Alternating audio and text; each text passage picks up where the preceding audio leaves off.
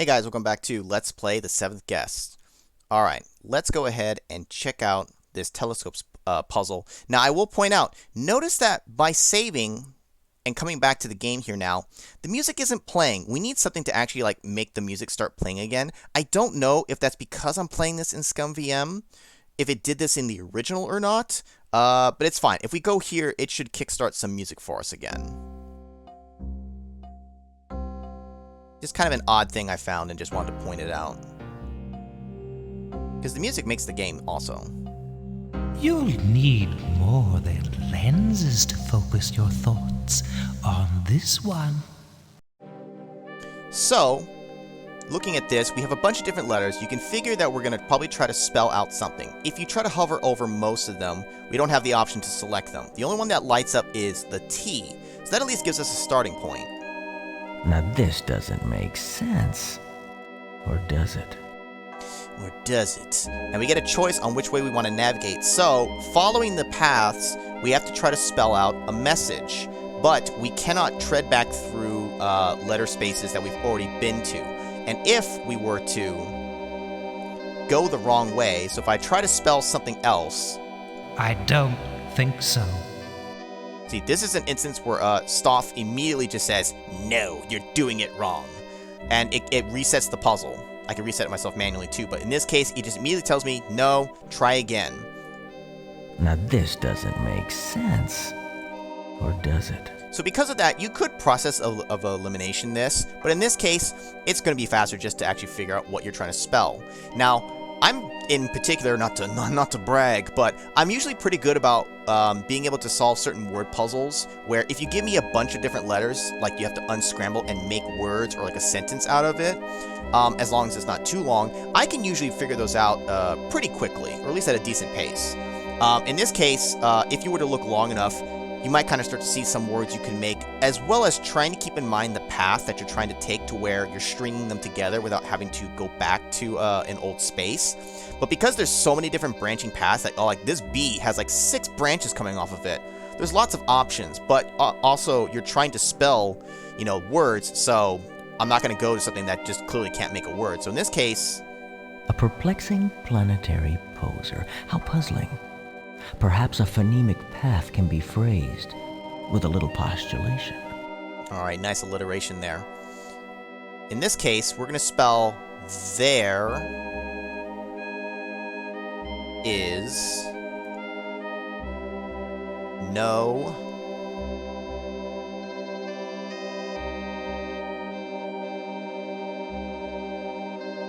possible way, when clearly there is. What twisted crime of logic would merit such a sentence?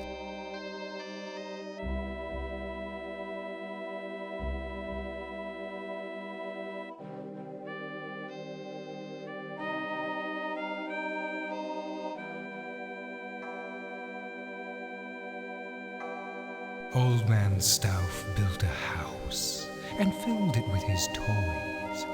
6 guests were invited one night. Their screams, the only noise. Blood inside the library, blood right up the hall, dripping down the attic stairs. Hey, guests, try not to fall. Nobody came out that night. Not one was ever seen. But old man Stauff is waiting there. Crazy, sick, and mean! Alright there, Dr. Seuss, calm down. So, the 6 guests came to this house, but apparently none of them left. You can imagine what probably happened to them. Now, in this case, I mentioned before, sometimes you get a mask symbol after solving a puzzle. In this case, this is not actually something new. It'll repeat the thing we just saw. Usually down here is for repeating, but for some reason they also put it here, so I'm not going to click that, because that's just a waste of time. So, we're done with the library for now. We'll come back to that fireplace a little bit later. We'll go ahead and get out of here, and we're actually ready to go ahead and start checking out the second floor. Again, you could play this in kind of whatever order you want. We technically had already unlocked the second floor stuff after that first puzzle in the dining room, but I'm kind of trying to just go in order that makes sense to me navigation-wise, where I'm not just kind of haphazardly hopping all over the place. I'll kind of try to go in a nice order so I don't have to do a whole lot of backtracking. Let's go ahead and go up the long staircase. This is a lot of steps. I don't know, like at least, what, 30 plus stairs? Now immediately we're greeted to this nice painting which has a teeth animation, so let's go ahead and check what it does.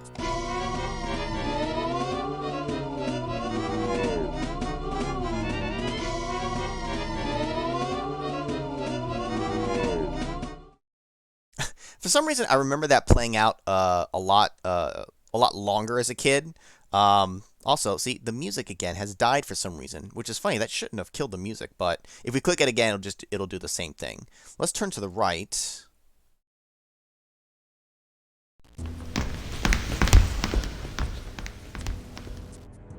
So there, we can see the magician guy chasing the kid very, very slowly. That's just how it is when they did the recording stuff for the actors and all that. Not saying anything, but he's chasing after him. We don't know exactly why, but he's chasing him. So maybe we'll head this way and see if we can get another cutscene that might kind of shed some light on what's going on there.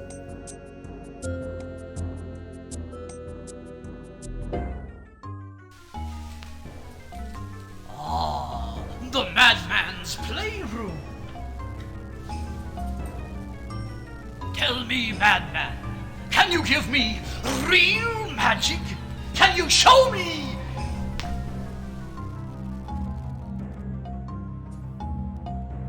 I think out of all the characters, Hamilton Temple's my favorite. I liked his scenes because sometimes he just feels very over the top. But honestly, it's one of my favorite things in this. Now, there's a couple of things we can interact with, but I actually want to take a look at the room real quick. We're going to solve the puzzle in here first. Oh. See, I never really paid attention to those paintings as a kid. I really just focused on the actual core game, but now I'm actually kind of trying to look at everything that's actually in the rooms. So over here we have a puzzle, maybe chess, maybe checkers. A queen is lethal in every direction. A queen is lethal in every direction. So if you just kind of start messing around, you'll see that clicking a spot makes, presumably, a queen appear. So the goal of this is to actually fill the entire board with queens so that there's a queen on every row and every column. Almost like kind of like a game of Sudoku in a way. But if I try to place down a queen where they're intersecting with each other, because in queens in chess... can go anywhere they want, as long as it's in a straight line. Yes, thank you, Ego. Exactly that. So if I put this here, see, it takes that one away because they're crossing paths. You cannot have two queens facing off against each other. So there's a ton of different ways you can actually solve this. The actual, like, layout. I say a ton. There's at least, like, you know, a couple, I'm sure. I'm just going to go with a solution that I know. And honestly, figuring this out, you could probably use, like, you know, that same part of the brain that helps to solve Sudoku puzzles, I would imagine, to figure out how to, figure this out. Figure out how to solve this. I, as a kid, basically just brute forced it until I finally found something that worked. 8 queens. Each must be out of touch with all the others. And I think usually after a certain number of moves, that's when its ego will trigger a voice line. Sometimes it's just like, puzzling. And other times it's actually a hint to help you along. In this case, though, we just have this last one. And ta-da! It's solved. Oh, they want the boy!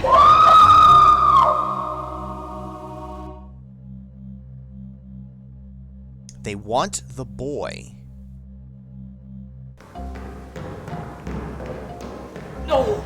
Curse you! You can't! Hey, who are you? I just want to get out of here. Please, I just want to get out of here. Who are you? Why did you come here? Wait, I know who you are. I I know who you are. You're the seventh guest. And what I just saw... Now I understand. Oh, sweet mercy, I understand. Mister, I'm sorry. I just came here. They dared me. The king? You're the one. I'm gonna leave, mister. Don't run away, please. Don't run away. Don't go. Don't go. Oh, no, don't go.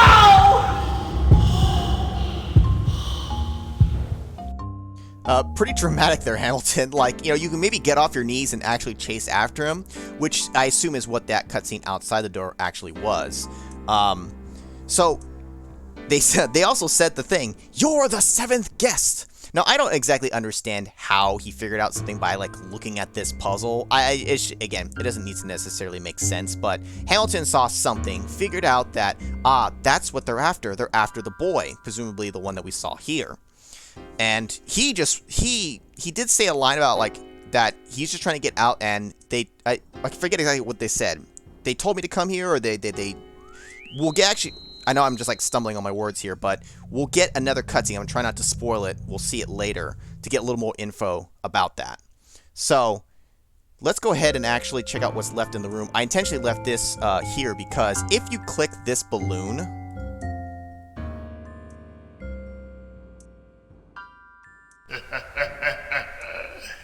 Want a balloon, Sonny? Here's a nice one. Red balloon.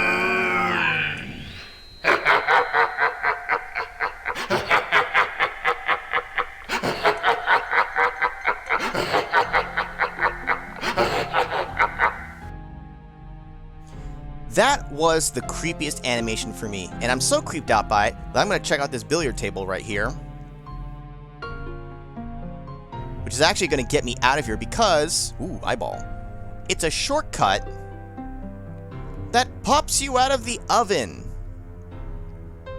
I don't understand it, but I did find it fascinating as a kid, and it got us away from that evil clown guy because it's just that, do you want a balloon? It's a pretty balloon. Do they float? Oh yes, Georgie, they float. And when you're down here with me, you'll float too. And then Georgie gets eaten. Now I'm checking something here real quick. So I don't know if it'll do it now. I think I'm going to take a sec here. I'm going to exit the kitchen and come back in really quick. Spoilers, there is a little cutscene that can show here, but I think it only triggers when you enter in the kitchen, and I think only after a certain time. This is one of the ones that I'm not sure when it's possible to see it. We'll try once here. If not, we'll come back again later.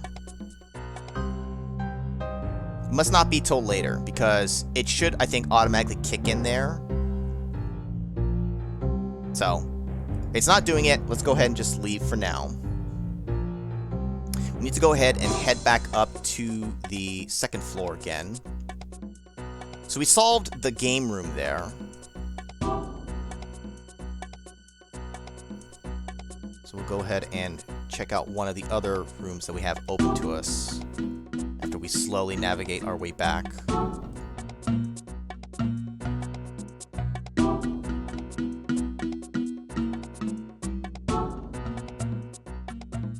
I do admit that the slow animation of going around the house is part of the charm of the game, in a way, just because it's like you get to listen to the music, you get to just kind of experience the atmosphere of the place. Having said that, though, there's also the part of me that just wanted to go faster because I want to get to the next thing, but it's fine for now.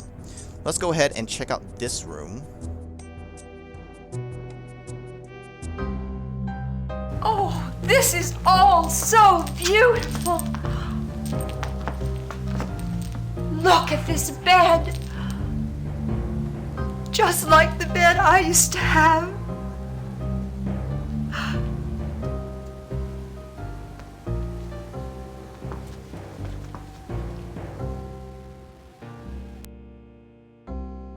So Julia notices something on the wall over there, so we might want to take a look at it.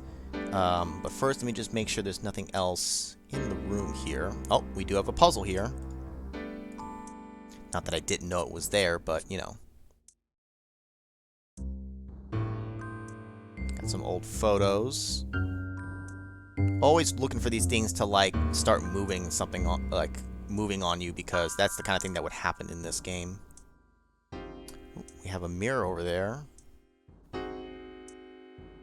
Okay, so let's go ahead and see what she was looking at. Once, I had beautiful hair. Once, I was young.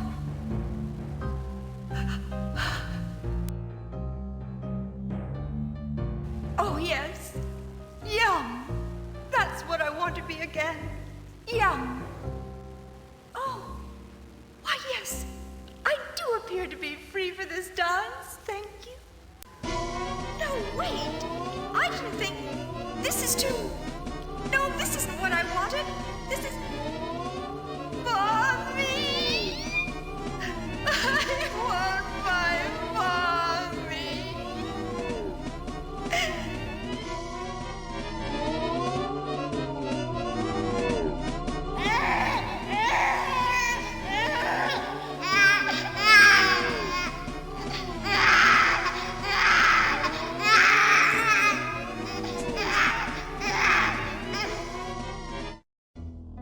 So it looks like Julia started to become younger, which she at first was happy about, but then went a little too far. Now, part of the thing you have to try to figure out is, was this actually happening, or was it maybe just some kind of trick, some kind of illusion? At this point, you really can't tell. Did she actually turn into a baby, or was it just like Stoff playing tricks on her? At the moment, we don't exactly know, so we'll just kind of leave that for now. Maybe she's a baby crawling around now. But let's go ahead and solve the puzzle that we have here. This plumbing could get you into hot water. So this one here is kind of like a game of Pipe Dream, where you need to create a path for this heart to pump blood all the way to the exit. And you can adjust these doors. There's something not quite straightforward about this maze.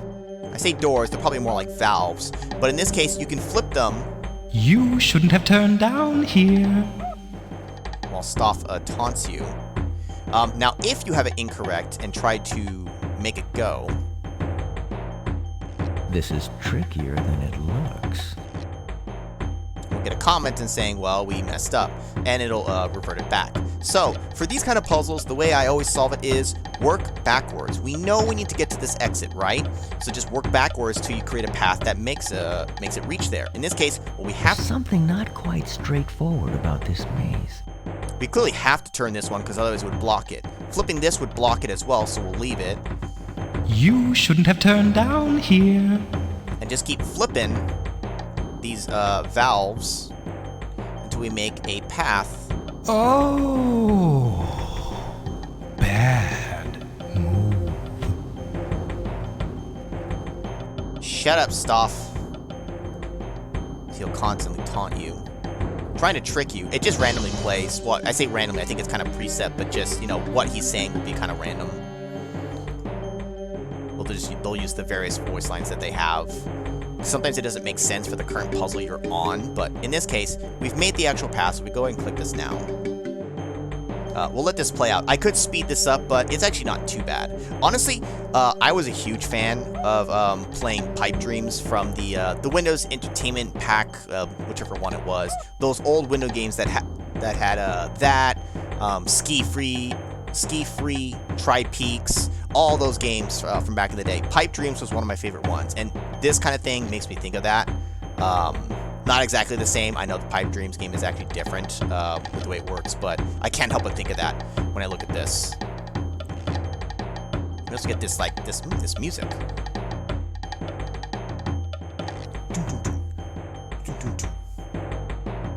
Yes. You win.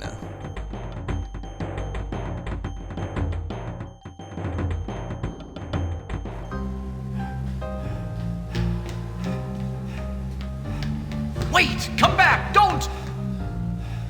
You have to leave, son. You have to come with me.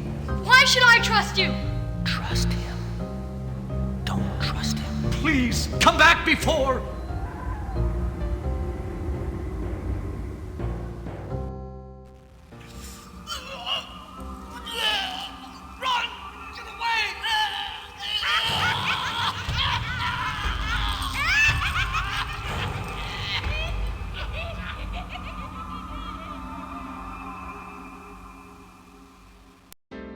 So a lot happens in that cutscene.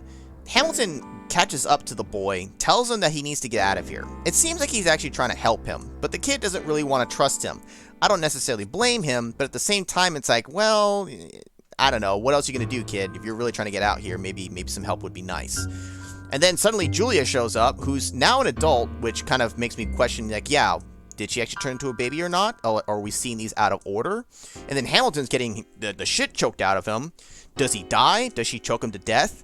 Well, we can't actually say for sure. But we'll go ahead and keep that in mind when we see more of the cutscenes later. Because again, you do see them in the order that you play at, so could that have been his end? Was that his final cutscene, if we're going by actual like timeline? Is that where he dies? I don't know. With this room completed, we'll go ahead and go back to the hallway now. This door is currently locked. So let's go back to the left path.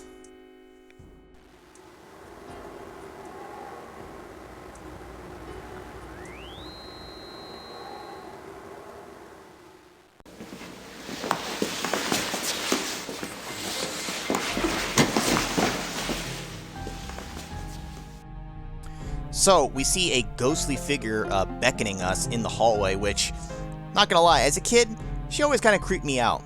I think there's a couple of predetermined spots when she will do her animations. That's not the last we'll see of her, I think.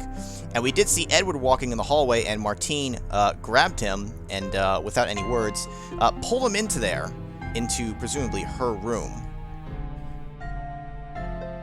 So let's go ahead and see what's going on in here.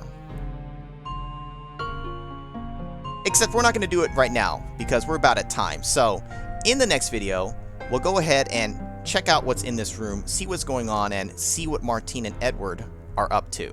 So, I'll see you then.